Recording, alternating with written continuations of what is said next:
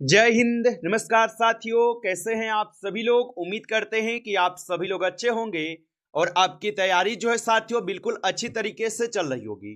तो साथियों, आज के इस क्लास में हम सभी लोग जो है यूपी होमगार्ड भर्ती एग्जाम 2026 के लिए साथियों ऐसे इंपोर्टेड और चुनिंदे क्वेश्चन को देखेंगे जो कि साथियों आपके 25, 26 और 27 अप्रैल के एग्जाम में जो है 100% साथियों ये सभी क्वेश्चन आपको देखने को मिलेंगे। तो आप इस क्लास को बिल्कुल अच्छी तरीके से लास्ट तक देखिएगा और इस क्लास में दिए जाने वाले इन सभी क्वेश्चनों को आप अच्छे से जरूर याद कर लीजिएगा, जिससे कि आप जो है अपने एग्जाम में सभी क्वेश्चन को आसानी तरीके से बना पाएंगे। तो चलिए साथियों, क्लास को स्टार्ट करते हैं। उनसे पहले यदि आप इस चैनल पे पहली बार जुड़े हैं तो आप इस चैनल को सब्सक्राइब कर लीजिए और सब्सक्राइब करके आप ऑल नोटिफिकेशन को ऑल पे दबा के जुड़ जाइए, जिससे कि जब भी कोई नई क्लास हो सबसे पहले क्लास का नोटिफिकेशन जो है आपके पास पहुंच सके। तो आप इस चैनल को सब्सक्राइब कर लीजिए, साथ ही साथ आप जो है इस क्लास को भी लाइक जरूर कर लीजिएगा। तो चलिए क्लास को स्टार्ट करते हैं और देखिएगा क्वेश्चन क्या दिया गया है। साथियों, क्वेश्चन है कि सिकंदर ने भारत पर कब आक्रमण किया था। ये सभी क्वेश्चन जो है काफी इंपोर्टेंट और चुनिंदे क्वेश्चन लेकर आए हैं जो आपके एग्जाम में जो है ना 100% साथियों ये सभी क्वेश्चन आपको देखने को मिलेगा। तो आप अच्छे से इन सभी क्वेश्चनों को याद कर लीजिएगा और बताएंगे कि सिकंदर ने भारत पर कब आक्रमण किया। तो याद रख लीजिएगा 326 ईसा पूर्व में किए थे। ऑप्शन ए लगाए हैं तो बिल्कुल आपका सही जवाब है 326 ईसा पूर्व में। आगे देखिए, अगला यहाँ पे प्रश्न पूछा है कि प्लासी का युद्ध जो है ना कब हुआ था। चलिए बताइएगा आप कि प्लासी का युद्ध जो है कब हुआ था। तो प्लासी का युद्ध लड़े गए थे आपके 1757 में। ऑप्शन ए यहाँ पे बिल्कुल सही जवाब दिए गए हैं 1757 में। अगला प्रश्न दिया गया कि बक्सर का युद्ध किस वर्ष हुआ था। चलिए बताएंगे आप कि बक्सर का युद्ध जो है ये किस वर्ष हुआ था। तो याद रखेंगे बक्सर का युद्ध हुआ था आपके 1764 में। ऑप्शन यहाँ पे सी सही जवाब है 1764 में। अगला प्रश्न देखेंगे कि बंगाल विभाजन कब हुआ था। चलिए बताइएगा आप कि बंगाल विभाजन जो है ये कब हुआ था। तो याद रख लेंगे बंगाल विभाजन जो हुआ था ये आपके कब हुआ था। तो बंगाल विभाजन 1905 में हुए थे। ऑप्शन ए यहाँ पे सही जवाब है 1905 में हुए थे। आप अच्छे से इनको याद रखेंगे। चलिए आगे देखिएगा, अगला प्रश्न दिया गया है कि मुस्लिम लीग की स्थापना कब हुई थी। चलिए बताएंगे कि मुस्लिम लीग की स्थापना कब हुई थी। तो मुस्लिम लीग की स्थापना 1906 में हुई थी। ऑप्शन यहाँ पे बी लगाए हैं तो बिल्कुल सही जवाब है 1906 में हुई थी। अगला प्रश्न देखेंगे, जलियांवाला बाग हत्याकांड जो है ना कब हुआ था। चलिए बताइएगा आप, तो जलियांवाला बाग हत्याकांड कब हुआ था। तो जलियांवाला बाग हत्याकांड 1919 में होता है। ऑप्शन यहाँ पे 20 क्वेश्चन का सही जवाब है 1919 में हुआ था। चलिए आगे देखेंगे, अगला प्रश्न है कि असहयोग आंदोलन कब शुरू हुआ था। चलिए बताइएगा आप, तो असहयोग आंदोलन जो है ये शुरू कब हुआ था। तो असहयोग आंदोलन शुरू होता है 1920 में। ऑप्शन यहाँ पे 20 क्वेश्चन का सही जवाब है 1920 में हुए थे। चलिए अगला प्रश्न देखेंगे। प्रश्न पूछा है कि साइमन कमीशन जो है ये भारत कब आया था। चलिए बताएंगे आप, तो साइमन कमीशन भारत कब आया था। तो साइमन कमीशन 1928 में भारत आए। ऑप्शन यहाँ पे 20 सही जवाब है 1928 में आए थे। अगला प्रश्न देखेंगे कि पूर्ण स्वराज का प्रस्ताव कब पारित हुआ था। चलिए बताएंगे आप, तो पूर्ण स्वराज की प्रस्ताव कब पारित हुआ। तो पूर्ण स्वराज का जो प्रस्ताव है ये पारित हुए थे आपके 1929 में। ऑप्शन यहाँ पे 20 क्वेश्चन का सही जवाब है 1929 में हुए थे। अगला प्रश्न देखेंगे कि डांडी मार्च जो है कब शुरू हुआ था। चलिए बताइएगा आप कि डांडी मार्च जो है ये कब शुरू हुआ था।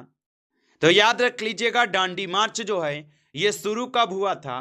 तो ये शुरू हुआ था 1930 में। ऑप्शन ए सही जवाब है 1930 में हुआ था। अगला प्रश्न देखेंगे, प्रश्न है कि गांधी इरविन समझौता कब हुआ। चलिए बताइएगा आप कि गांधी इरविन समझौता कब हुआ था। तो गांधी इरविन समझौता 1931 में हुआ। ऑप्शन आपका बी सही जवाब है 1931 में हुआ था। अगला प्रश्न देखेंगे कि भारत छोड़ो आंदोलन जो है ये कब शुरू हुआ था। चलिए बताइएगा आप। तो भारत छोड़ो आंदोलन कब शुरू हुआ। तो भारत छोड़ो आंदोलन जो है ये शुरू कब हुआ था। तो यह 1942 में हुए थे। ऑप्शन सी सही जवाब है 1942 में। अगला प्रश्न देखेंगे कि भगत सिंह को फांसी कब दी गई थी। चलिए बताएंगे आप कि भगत सिंह को फांसी कब दी गई। तो याद रखेंगे भगत सिंह को फांसी दिए गए थे 23 मार्च 1931 को। ऑप्शन यहां पे 20 सही जवाब है, याद रखेंगे। अगला प्रश्न देख लीजिएगा कि सिंधु सभ्यता में घर किससे बने थे। चलिए बताइएगा कि सिंधु सभ्यता में घर किससे बने थे। तो सिंधु सभ्यता में पक्की ईंट से घर बने थे। ऑप्शन यहां पे सी सही जवाब है, पक्की ईंट से होगा। आगे देखिए अगला प्रश्न है कालीबंगन जो है ये किस राज्य में स्थित है। चलिए बताएंगे आप। तो कालीबंगन किस राज्य में स्थित है। तो कालीबंगन जो हो जाएंगे ये हो जाएंगे आपके राजस्थान में स्थित। ऑप्शन यहां पे सी सही जवाब है, राजस्थान में। अगला प्रश्न देखिएगा कि धोलावीरा किस राज्य में स्थित है। चलिए बताएंगे आप। तो धोलावीरा किस राज्य में स्थित हो जाएगा। तो धोलावीरा जो है ये स्थित हो जाएंगे आपके गुजरात में। ऑप्शन ए को सही जवाब करेंगे, गुजरात में स्थित है। आगे देखिए अगला प्रश्न यहां पे है हड़प्पा की खोज किसने की थी। चलिए बताएंगे साथियों कि हड़प्पा की खोज जो है किसने किया था। तो याद रख लीजिएगा हड़प्पा की जो खोज किए गए थे ये खोज आपके दयाराम साहनी जी किए थे। ऑप्शन ए यहां पे सही जवाब है, दयाराम साहनी किए थे। अच्छा ये कब खोज किए थे आप लोग कमेंट करके बताइए। अगला प्रश्न यहां पे है कि अजंता गुफाएं किस धर्म से संबंधित है। चलिए बताइएगा। और आप अभी तक इस क्लास को लाइक नहीं किए हैं तो आपसे छोटा सा रिक्वेस्ट करेंगे आप इस क्लास को एक बार लाइक कर लेंगे। नए जुड़े हैं आप इस चैनल पे तो आप इस चैनल को सब्सक्राइब करके ऑल नोटिफिकेशन को ऑल पे दबा के जुड़ जाइएगा, जिससे कि जब भी कोई नई क्लास हो सबसे पहले क्लास का नोटिफिकेशन जो है आपके पास जो है जरूर पहुंच सके। तो आप इस चैनल को सब्सक्राइब जरूर कर लीजिएगा। और बताइए कि अजंता गुफाएं किस धर्म से संबंधित हैं। तो ये हो जाएंगे बौद्ध धर्म से संबंधित। ऑप्शन 20 से जवाब है। अगला प्रश्न है कि दशमलव पद्धति का विकास किसने किया था।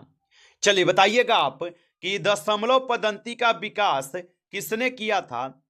तो दशमलव पद्धति का जो विकास किए गए थे आर्यभट्ट के द्वारा किए गए। ऑप्शन यहां पे 20 सही जवाब है, आर्यभट्ट के द्वारा। चलिए आगे देखिए अगला प्रश्न है कि गुप्त काल को क्या कहा जाता है। चलिए बताएंगे आप कि गुप्त काल को क्या कहा जाता है। तो याद रखेंगे गुप्त काल को स्वर्ण युग कहते हैं। ऑप्शन यहां पे 20 सही जवाब है, स्वर्ण युग कहते हैं। आगे देखिए अगला प्रश्न है प्रथम बौद्ध संगीति कहां हुई। चलिए बताइएगा। तो प्रथम बौद्ध संगीति जो है कहां पे हुई थी। तो प्रथम बौद्ध संगीति जो है राजगृह में हुआ था। ऑप्शन यहां पे बी हो जाएगा इस क्वेश्चन का सही जवाब, राजगृह में हुआ था, याद रखेंगे। अगला प्रश्न देखिएगा कि महावीर का जन्म जो है कहां हुआ था। चलिए बताइएगा आप कि महावीर का जन्म कहां हुआ। तो याद रखेंगे महावीर का जो जन्म हुआ था यह कुंडग्राम में हुआ था। ऑप्शन यहां पे सी सही जवाब है, कुंडग्राम में। आगे देखिए अगला यहां पे प्रश्न पूछा है कि पाटलिपुत्र की स्थापना किसने की थी। चलिए बताइएगा। तो पाटलिपुत्र की स्थापना किसने की थी। तो याद रखेंगे पाटलिपुत्र की स्थापना किए गए थे आपके उदयनीय के द्वारा। ऑप्शन यहां पे 20 क्वेश्चन का सही जवाब है, उदयनीय द्वारा। आगे देखिए अगला प्रश्न है कि इलाहाबाद स्तंभ लेख किससे संबंधित है। चलिए बताइएगा। तो इलाहाबाद स्तंभ लेख किससे संबंधित है। तो इलाहाबाद स्तंभ लेख जो है यह संबंधित है समुद्रगुप्त से। ऑप्शन यहां पे 20 सही जवाब है, समुद्रगुप्त से। अगला प्रश्न देखेंगे कि बुद्ध का महापरिनिर्माण कहां हुआ। तो बुद्ध का महापरिनिर्माण जो है यह प्राप्त कहां पे हुए थे। तो कुशीनगर में हुए थे। ऑप्शन यहां पे 20 क्वेश्चन का सही जवाब है। आगे देखिए अगला प्रश्न है कि जैन धर्म का प्रथम तीर्थकर कौन था। चलिए बताइएगा आप। तो जैन धर्म का प्रथम तीर्थकर कौन था। तो जैन धर्म के प्रथम तीर्थकर हो जाएंगे ऋषभदेव। ऑप्शन सी कीजिएगा सही जवाब, ऋषभदेव हो जाएंगे। अगला प्रश्न देखेंगे कि तक्षशिला विश्वविद्यालय कहां स्थित था। चलिए बताइएगा। तो तक्षशिला विश्वविद्यालय कहाँ स्थित था? तो तक्षशिला विश्वविद्यालय पाकिस्तान में स्थित था। ऑप्शन यहाँ पे सी सही जवाब है, पाकिस्तान में स्थित था।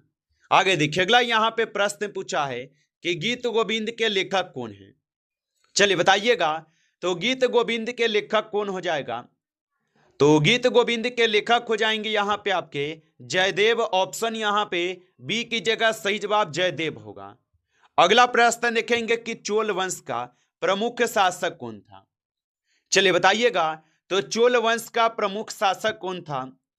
तो चोल वंश के प्रमुख शासक जो है यहां पे हो जाएंगे कौन? तो याद रख लीजिएगा यहां पे कौन है? तो राजराज प्रथम है। ऑप्शन ए सही जवाब है। चलिए आगे बढ़ते हैं और अगला क्वेश्चन देखेंगे। क्वेश्चन क्या दिया गया कि फहियान किस देश से आया था? चलिए बताएंगे। तो फहियान किस देश से आया था? तो फहियान जो ये चीन से आए थे। ऑप्शन आपका बी सही जवाब है, चीन से आए थे। अगला प्रश्न देखेंगे कि फहियान किसके शासनकाल में भारत आया था? तो फहियान जो है ये चीन से आए थे और किसके शासनकाल में? तो आप बताएंगे ये चंद्रगुप्त द्वितीय के शासनकाल में आए। ऑप्शन यहाँ पे सी सही जवाब है। आगे देखिए, अगला यहाँ पे प्रश्न है हर्षचरित के लेखक कौन थे? चलिए बताइएगा आप कि हर्षचरित के लेखक कौन थे? तो हर्षचरित के लेखक जो है यहां पे हो जाएंगे कौन? तो आप बताएंगे हर्षचरित के लेखक यहां पे बाण भट्ट है। ऑप्शन आपका बी सही जवाब है, बाण भट्ट होगा।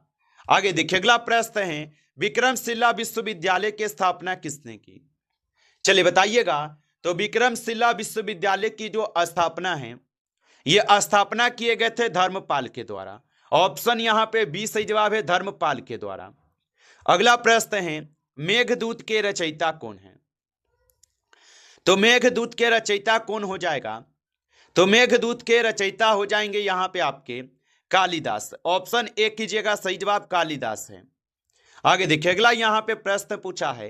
प्रश्न है कि भारत में मुस्लिम शासक की स्थापना किसने की थी? तो याद रखेंगे भारत में मुस्लिम शासन की स्थापना जो किए थे ये मोहम्मद गौरी किए थे। ऑप्शन यहां पे बी सही जवाब है, मोहम्मद गौरी किए थे। नमस्कार साथियों, इस क्लास में आपके टॉप 35 क्वेश्चन थे जो कि काफी इंपॉर्टेंट और चुनिंदे क्वेश्चन थे। ये सभी क्वेश्चन साथियों, यदि आपको क्लास अच्छा लगा हो तो आप इस क्लास को लाइक कर लीजिए। नए जुड़े हैं आप सभी लोग इस चैनल पे, तो आप इस चैनल को सब्सक्राइब करके और नोटिफिकेशन को ऑल पे दबा के जुड़ जाइएगा, जिससे कि जब भी कोई नई क्लास हो सबसे पहले क्लास का नोटिफिकेशन आपके पास जो है पहुंच सके। तो आप इस चैनल को सब्सक्राइब जरूर कर लीजिएगा। चलिए फिर मिलते हैं आपसे नेक्स्ट टॉपिक के साथ नेक्स्ट क्लास में। तब तक के लिए जय हिंद, जय भारत।